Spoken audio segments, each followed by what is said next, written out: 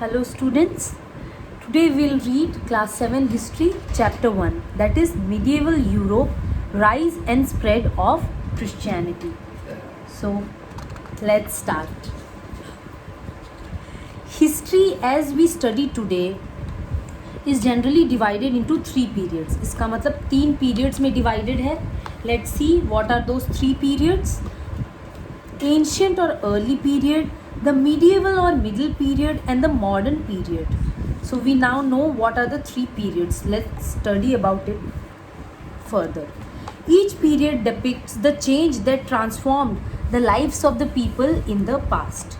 इसका मतलब हर पीरियड दिखाता है एक चेंज को, वो पास्ट में कैसे एक चेंज को लेकर के आया है.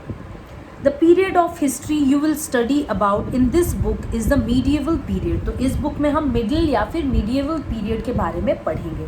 The word medieval is derived from a Latin word medium avium, which means middle age. Medieval period का मतलब है middle. Medieval का मतलब Latin word medium avium, which means middle age. The period in India between the 8th and the 18th century CE is roughly taken as the medieval period. 8 से लेकर के 18th century तक हम लोग India का देखते हैं, जिसको हम लोग देखते हैं, ये पीरियड को बोलते हैं हम लोग medieval period in India. However, the medieval period in India does not coincide with the medieval period in other parts of the world. इसका मतलब medieval period जो इंडिया का है वो बाकी सब कंट्री से अलग है. कैसे एग्जाम्पल देखते हैं. In Europe, the period from about 500 CE to 1500 CE is traditionally known as the medieval period or Middle Ages. Europe में अलग है. इंडिया में हम देख रहे हैं 8 से 18, यहाँ पर 500 से 1500 CE है middle age. Historians study coins, inscriptions, architecture and textual records to know about the period. तो किसी भी पीरियड को जानने के लिए कि ये कौन से समय का है, हिस्टोरियंस लोग क्या करते हैं, स्टडी करते हैं. किस किस चीज़ को. Coins, inscriptions, architecture and textual records to know about the period. An important period in medieval Europe was the growth and spread of Christianity. तो अब हम यूरोप के medieval period के बारे में पढ़ रहे हैं और उसमें क्या था, सबसे important जो इवेंट था वो था growth and spread of Christianity. However, let us first study about the birth of this religion. तो ये religion कैसे birth हुआ इसका, उसके बारे में हम पहले पढ़ेंगे. Socio-political circumstances before the rise of Christianity.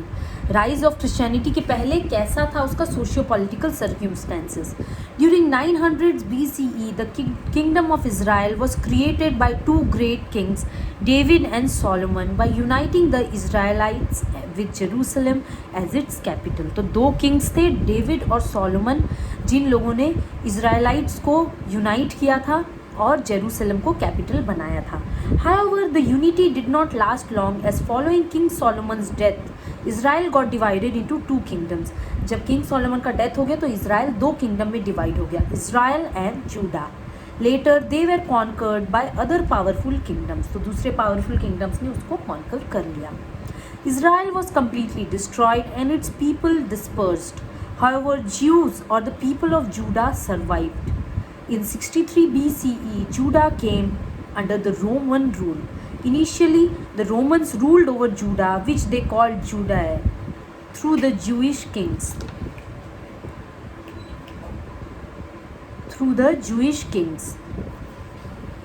Around the time of Jesus' birth, Judea was ruled by Herod, the great Roman appointed king of the region. Judea eventually was made an imperial province of the Roman Empire by Emperor Augustus in 6 CE. तो यहाँ पर हम देखते हैं कि क्या हुआ. 63 से बहुत सारे राज्य लोग, अलग अलग लोग उसको कैप्चर करने लगे इसराइल को. डिवीजन हुआ इसराइल और जूडा के बीच में. फिर जूडा के बारे में आगे हम पढ़ते हैं कि it came under the Roman rule और वहाँ का राजा था किंग हेरोड. और उसके बाद हम देखते हैं कि रोमन एम्पायर के अंडर में फिर जूडिया आ गया. In place of a king, a Roman governor ruled the prince of Judea on behalf of the emperor. Political circumstances को हम देखते हैं वहाँ का. Jews were divided in their opinions regarding the Roman rule. Divide हो गए थे Jews लोग. कुछ का बिलीफ कुछ था, कुछ का बिलीफ कुछ और. Some favored the Roman rule while others did not. कुछ लोग जो फेवर करते थे उन लोग एक ग्रुप, जो अगेंस्ट में थे रोमन रूल के उन लोग another group. The Roman religion was polytheistic whereas the Jewish people believed in the existence of one God. Polytheistic मतलब एक से ज़्यादा भगवान को जो मानते हैं, लेकिन ज्यूइश लोग बिलीव करते थे the existence of only one God. From the time of Augustus the emperor assumed the title of the chief priest. The Jews were not happy with this. During such troubled times, many Jews hoped for a Messiah from God who would deliver them to freedom and would restore the past glories of the Israelite kingdom.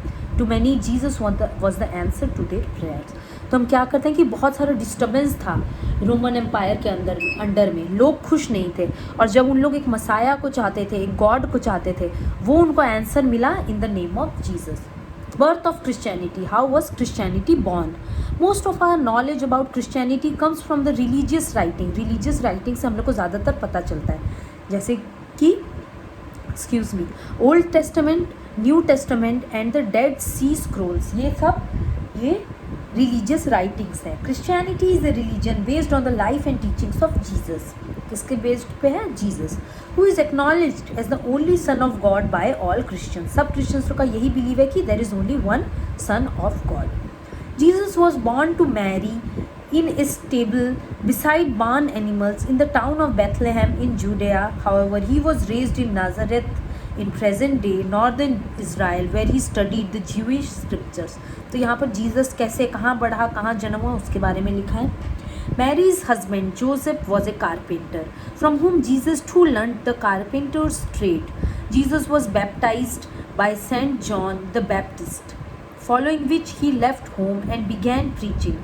From 30 CE to 33 CE, Jesus traveled across Judea and Galilee preaching his ideas. तो हम देखते हैं जब वो baptise हुआ और जाना प्रभु, सच्चे प्रभु को, तो उसने क्या किया, अपना घर छोड़कर प्रीचिंग करने लगा और अलग अलग जगहों में ट्रैवल किया और उस रिलीजन को प्रीच करने लगा।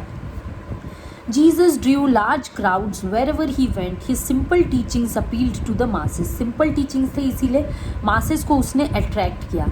This became a concern for some Jewish religious leaders whose ideas clashed with those of Jesus. तो जब ये अपना simple preaching देने लगा तो दूसरे लोग, जो लोग थे Jewish, उन लोग क्या करने लगे, जलने लगे उनसे, क्योंकि उनका आइडियाज़ और इनका सिंपल आइडियाज़ मैच नहीं करता था। Jesus and his followers posed a threat to them. उनके लिए ये एक थ्रेट बन गए थे, एक डर का कारण बन गए थे। They turned hostile and convinced the then Roman prefect of Judea, Pontius Pilate, to execute Jesus on the pretext that he was a threat to the political authority of the Romans. तो फिर लोगों ने और उन leaders ने क्या किया, जो उस टाइम के अधिकारी थे, पॉन्टियस पायलेट, उनको बोला, कन्विंस कर दिया कि जीसस को मार डाला जाए। Thus Jesus was executed by crucifixion in Jerusalem, और वो जेरूसलम में उसका क्रूसिफिकेशन हो गया। He was buried in a tomb, एक कब्र में गाड़ा गया। The day of crucifixion is observed as Good Friday. His followers believe that Jesus rose from the dead on the third day after his crucifixion.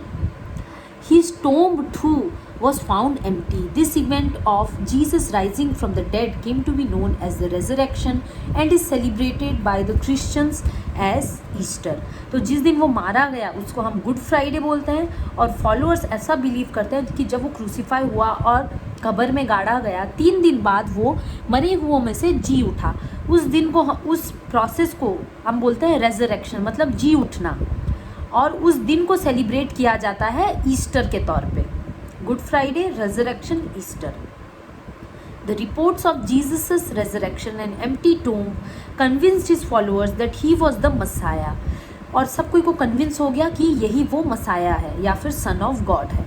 His disciples began to spread his message. Those who accepted him as a Messiah and follows his teachings became Christians. तो जो disciples थे वो लोग क्या किए, प्रचार करना शुरू कर दिए और क्रिश्चियंस बन गए। They referred to him as Jesus Christ. उनको बोलते थे, यीशु मसीह को बोलते थे Jesus Christ. The word Christ came from Christos, the Greek word for Messiah. Christos Greek word है जिसका मतलब होता है मसाया, मतलब एकमात्र जो बचाने के लिए लोगों को आया था, उसको हम मसाया बोलते हैं। आगे है, ये तो हम लाइफ और डेथ के बारे में जीसस क्राइस्ट का देखिए। अब हम देखते हैं टीचिंग्स, मतलब वो आखिर क्या बताते थे, क्या पढ़ाते थे लोगों को। The life and teachings of Jesus are recorded in the four canonical Gospels, Matthew, Mark, Luke and John. तो ये 4 गॉस्पल्स में मेनली उनका जो टीचिंग है, जब वो जिंदा थे तो वो जो टीचिंग्स को दिए थे उसको इन 4 गॉस्पल्स में, मतलब सुसमाचार बोलते हैं जिसको हम, Matthew, mark, look and John. Christianity's popularity is largely based on belief in the Gospels, और इसी बिलीफ पे ही ज़्यादातर क्रिश्चियनिटी पॉपुलर है. According to this belief, Jesus sacrificed his life to save humans from their sins. The teaching of Jesus were simple and different from the existing norms. तो Jesus क्या किया, दूसरे लोगों को बचाने के लिए, उनके पापों को बचाने के लिए खुद क्रूसीफाई हो गया. और आगे हम देखते हैं कि उनका टीचिंग्स बहुत सिंपल था.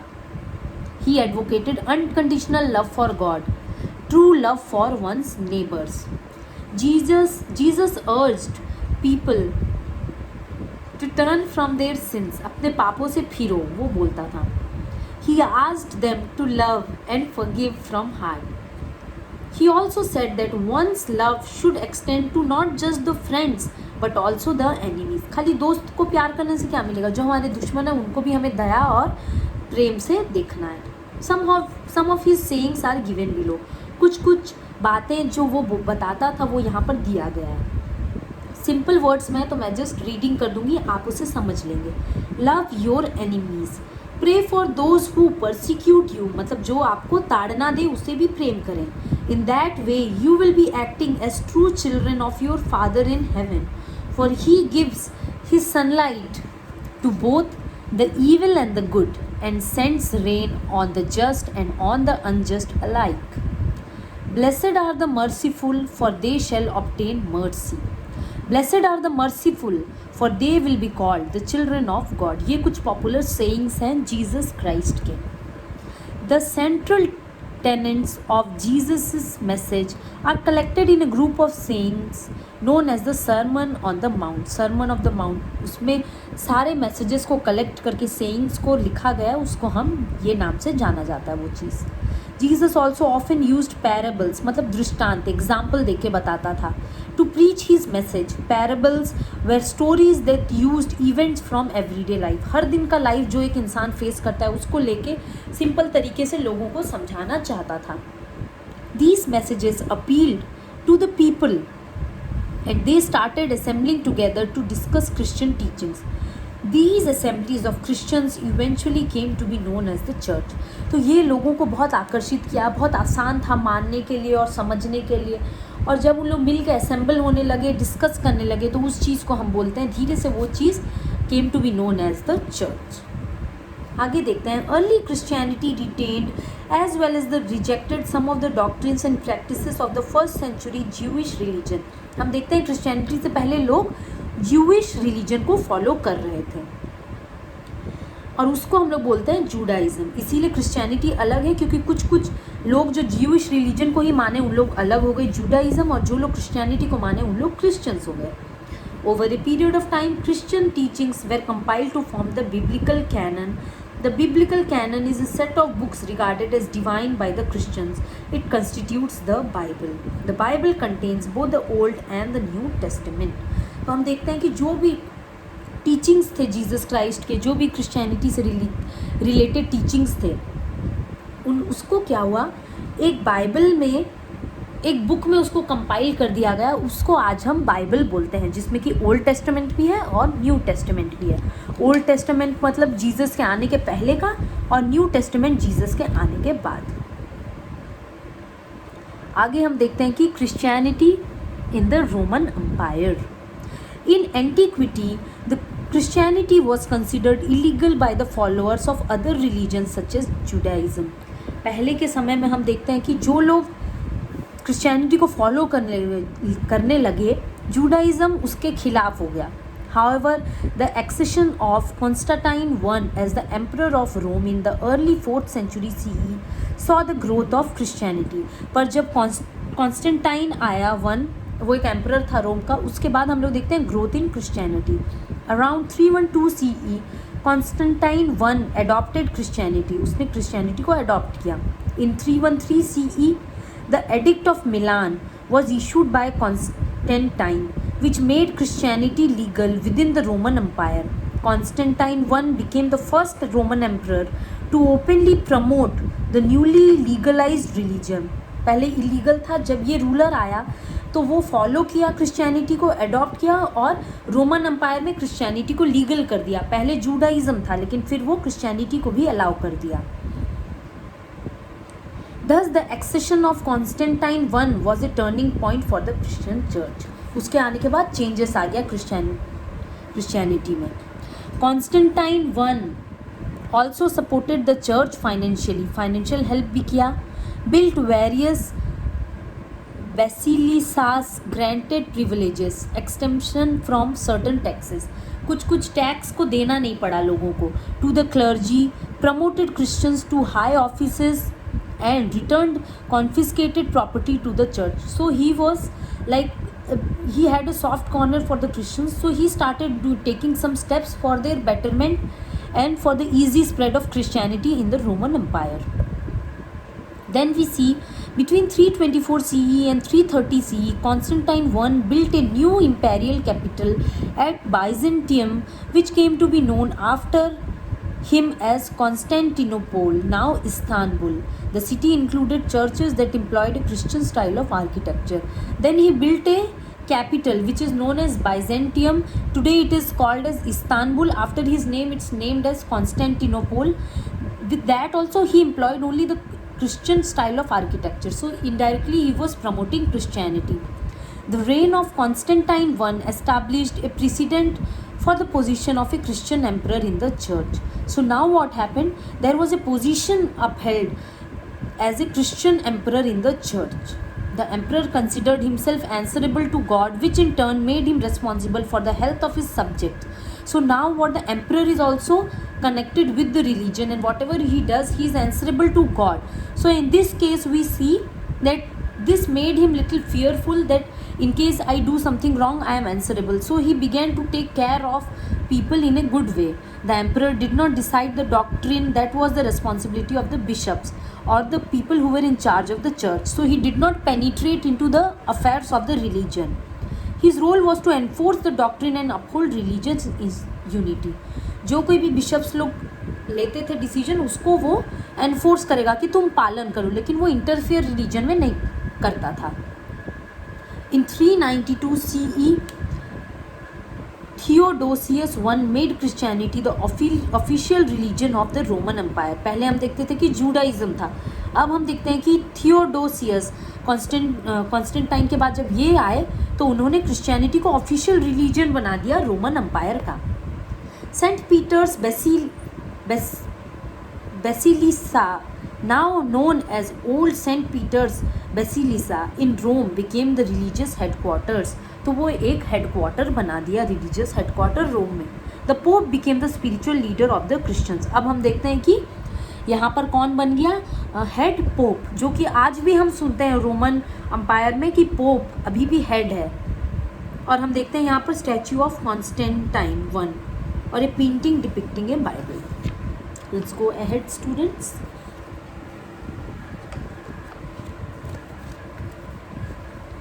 Barbarian invasions of the Roman empire. उसके बाद हम देखते हैं कि इन्वेजन हुआ, हमला हुआ रोमन एम्पायर का.